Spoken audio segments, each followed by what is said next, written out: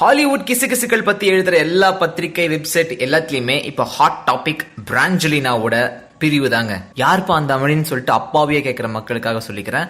Brad Pitt, Angelina ஜோலி, இந்த ஜோடியை சேர்த்து சுருக்கமா பிராஞ்சலினா அப்படின்னு சொல்லுவாங்க. 12 வருஷமா சேர்ந்திருந்த ஜோடி மேல பல லட்சக்கணக்கான கண்கள் பட்டதன் காரணமா இப்போ இந்த ஒரு டிவோர்ஸ் அப்படின்னு சொல்றாங்க. ஆஞ்சலினா ஜோலி பல குழந்தைகளை தத்தெடுத்து வளர்க்குறாங்க சார். அதுல உடன்பாடு இல்லாம இந்த ஒரு பிரிவு அப்படின்னு சொல்லி ஒரு தரப்பு சொல்லுது.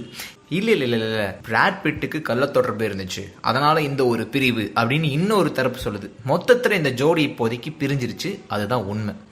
இதுக்கு நடுவில் ஆஞ்சலினாவை பத்தி வந்திருக்கிற விஷயங்கள் தான் அடுத்த அணுகுண்டு சார்.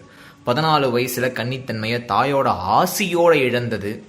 20 வயசுக்குள்ள உலகத்துல இருக்கிற போதை வஸ்துக்கள் எல்லாத்தையுமே டேஸ்ட் பண்ணிட்டேன் அப்படின்னு சொல்லி சொன்னது.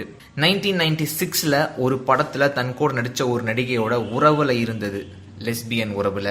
ஒரு விருது வழங்கும் விழாவோட ஸ்டேஜுக்கு பின்னாடி தன்னோட பிரதரோட லிப் லாக்கினதுன்னு சொல்லி பல சர்ச்சைகள் சொல்லலாம். இந்த பிரச்சனையில முக்கியமான அண்ட் இன்ட்ரெஸ்டிங்கான விஷயம்னு பார்த்தீங்கன்னா, பிராட் பிட் இதுக்கு முன்னாடி ஜெனிஃபர் அனிஸ்டன் அப்படின்ற ஒரு நடிகையை வந்து கல்யாணம் பண்ணியிருந்தார். அப்போ 2004ல ஆஞ்சலினா ஜோலியும் பிராட் பிட்டும் மிஸ்டர் அண்ட் மிஸ்ஸஸ் ஸ்மித் அப்படின்ற ஒரு படத்தில் நடிச்சாங்க.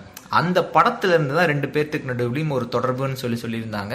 ஆனா இப்ப ஆஞ்சலினா ஜோலி என்ன சொன்னாங்கன்னா, இல்ல கண்டிப்பா வந்து கல்யாணமான ஒரு மனிதர் கூட நான் வந்து தொடர்புல இருக்கவே மாட்டேன், அதுக்கு வாய்ப்பே இல்லை அப்படின்னு சொல்லி மறுத்திருந்தாங்க. ஆனா அந்த வருஷமே பிராட் பிட் ஜெனிஃபர் அனிஸ்டனை டிவோர்ஸ் பண்ணிட்டு இவங்க கூட இருக்க ஆரம்பிச்சாரு. 2014 2 பேர்த்துக்கும் கல்யாணம் ஆச்சு. இப்ப 2016ல அவங்க மனைவியா இருக்க வேற அம்மணி அவங்க இடத்த இப்ப பிடிச்சிருக்காங்க. மொத்தத்துல ஹிஸ்டரி ரிப்பீட்ஸ் இட் செல்ஃப் அப்படின்னு தாங்க நம்ம ஆஞ்சலினா ஜோலிக்கு சொல்லணும். அவனே தற்கொலை செய்து கொண்டான், மின்கம்பியை கடித்து தற்கொலை செய்து கொண்டான் என்று அரசு தரப்பில் சொல்லுவது முற்றிலும் பொய்யான தகவல். ராம்குமார் சாவில் உண்மையிலேயே ஏதோ மர்மம் அடங்கியிருக்கிறது என்பதை மீண்டும் அவர்கள் உறுதிப்படுத்துகிறார்கள்.